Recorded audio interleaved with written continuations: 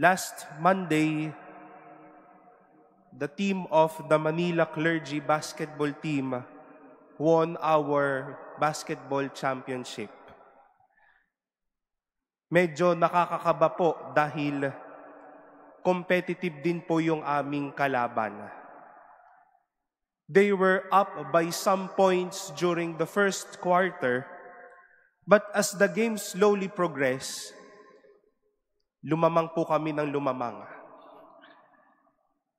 When we were up by some numbers, my brother priests would often tell us during the game, do not take things for granted, nor take things lightly.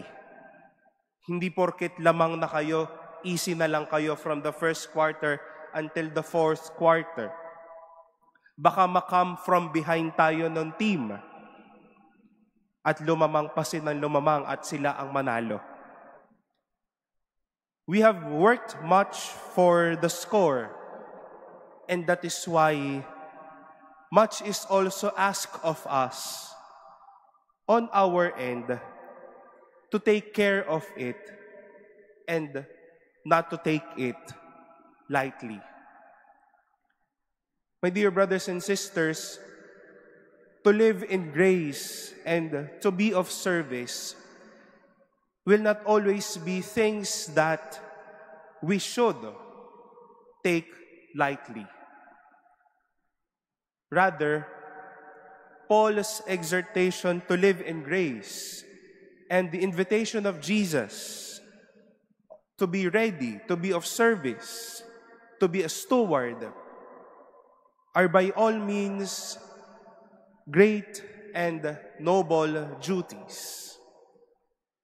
Duties, again, not to be taken lightly, but responsibilities and a lifestyle to take on seriously.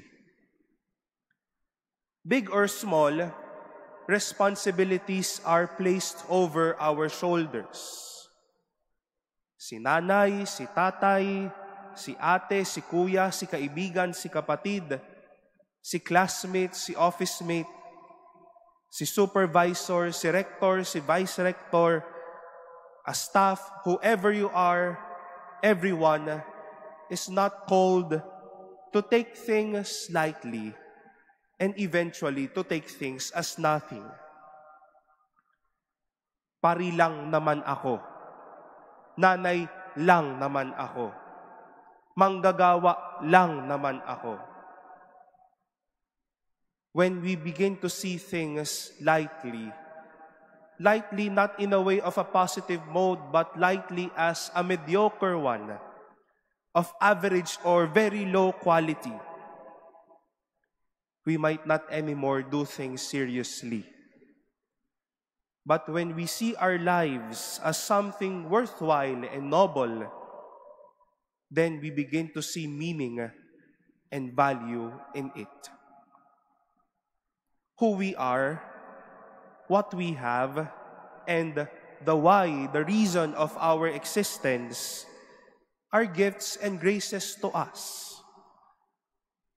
To who we are and what is given to us, let us not take things lightly, but more than seriously, to see it meaningfully.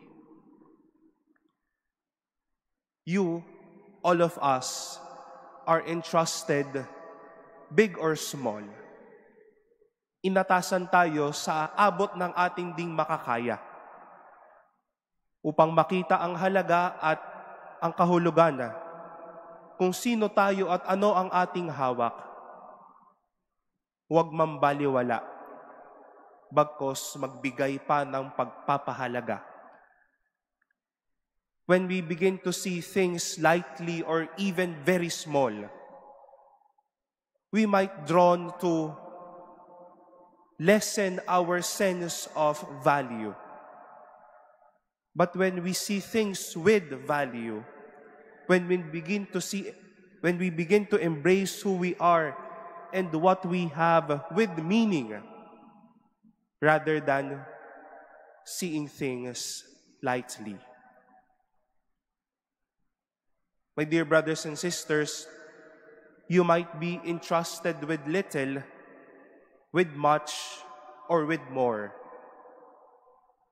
But see things with the invitation of Jesus today, to see things with meaning and value, not to see it lightly or small, and begin to see how God has entrusted you and how God will evermore bless you.